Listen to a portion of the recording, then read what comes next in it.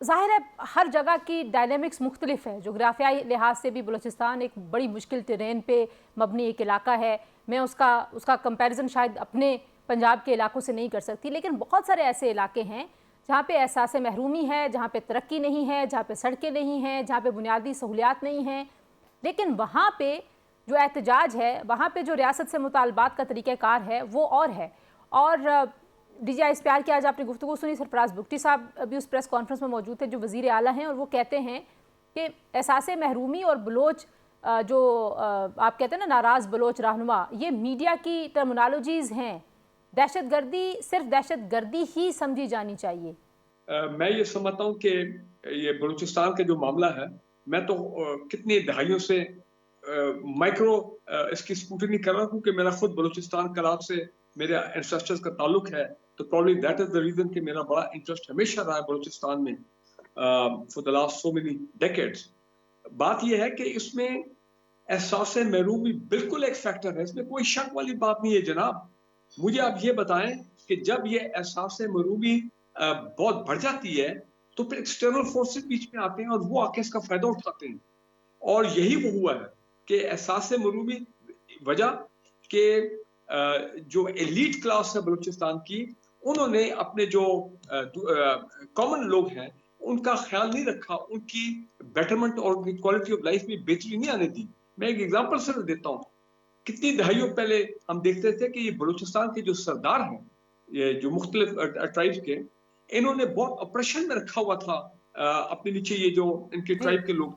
वो तो शुक्र है पिछले 3 दहाइयों में मामला ओपन हुआ है, और खासकर नवाब अख्तर बुक्टी एक अजीम लीडर थे, उनकी डेथ के बाद जो क्राइसिस आया, तो ये पाकिस्तान में, और ये चाहे मिलिट्री स्टैब्लिशमेंट हो चाहे पॉलिटिकल गवर्नमेंट हो, खासकर मैं पीपल पार्टी को क्रेडिट देना चाहता हूँ, इन्होंने कहा कि नहीं जनाब अब वक्त आ गया है कि हम आगाज हकूक के बलूचिस्तान पैकेज पहली मरतबा आए पीपल जी, पार्टी जरदारी। 2008 में जब जरदारी साहब सदर बने। जी। जी बिल्कुल, और देखें उसका नतीजा क्या हुआ, क्योंकि हम रियासत पाकिस्तान में पूरे नेशनल कंसेंसस है फेडरल लेवल पे एट ऑल लेवल के बलूचिस्तान के लोग हमसे पीछे हैं। क्यों हमसे पीछे हैं? क्यों बलूचिस्तान की मादनियात की वसाइल जो है कि जो बेनिफिट्स हैं वो क्यों नहीं उन तक जा रहे?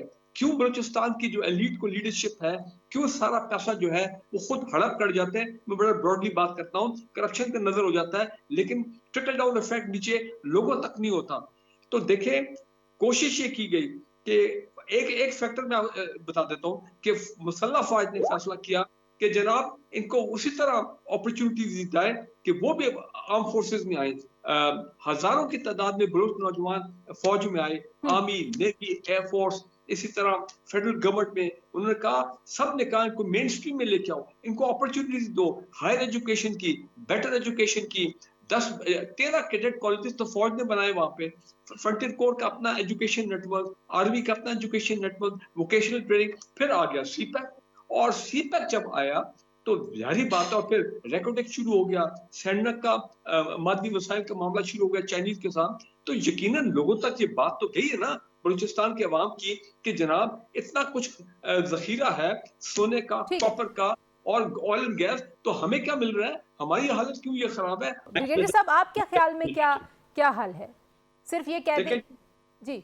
बिल्कुल political reconciliation is the answer. ठीक है, अगर कहीं पे जो भी बीएलए की बाकियात जब तक रहती हैं, अगर वो राह रास्त पे नहीं आते हैं और उनके साथ कोई किसी किस्म का कोई डायलॉग या सब ब्रेक थ्रू नहीं होता है, और वो they keep attacking the law enforcement agency, तो वो तो जारी बात है, फिर वो लड़ाई तो उस तरह जारी रहेगी। लेकिन ओवरऑल जो हमारा मकसद है वो ये है कि winning the hearts and mind of the people of Balochistan. ये हमें भी, ये हमारा गाइडिंग प्रिंसिपल होना चाहिए। बिल्कुल ऑल पार्टीज कॉन्फ्रेंस हो, बलूचिस्तान की जो टॉप एलीट पॉलिटिकल लीडरशिप है, जिसमें सनाउल्लाह बलोच साहब शामिल है, अख्तर मिंगल साहब हैं, डॉक्टर मालिक साहब हैं, और भी बड़े बड़े मुहिब वतन जी जी, और टॉप, अचक सही साहब हैं, बहुत लोग हैं बड़ी।